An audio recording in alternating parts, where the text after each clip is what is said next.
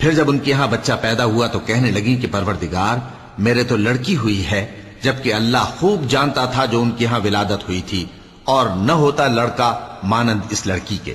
اور کہنے لگی میں نے اس کا نام مریم رکھا ہے، اور میں اس کو اور اس کی اولاد کو شیطان مردود سے تیری پناہ میں دیتی ہوں۔ تو اس کے پروردگار نے اس کو پسندیدگی کے ساتھ قبول فرمایا اور اسے اچھی طرح پرورش کیا، اور زکریا کو اس کا کفیل بنایا۔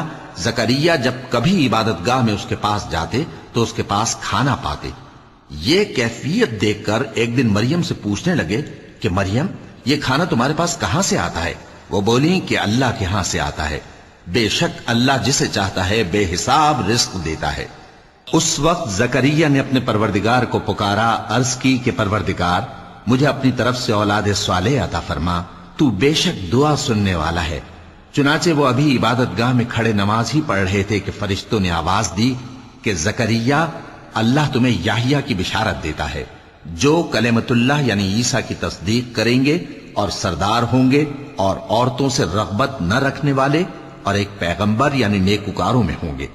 زکریا نے کہا اے پروردگار میرے ہاں لڑکا کیوں کر پیدا ہوگا کہ میں تو بڈھا ہو گیا ہوں اور میری بیوی بانجھ ہے۔ فرمایا اسی طرح اللہ جو چاہتا ہے کرتا ہے۔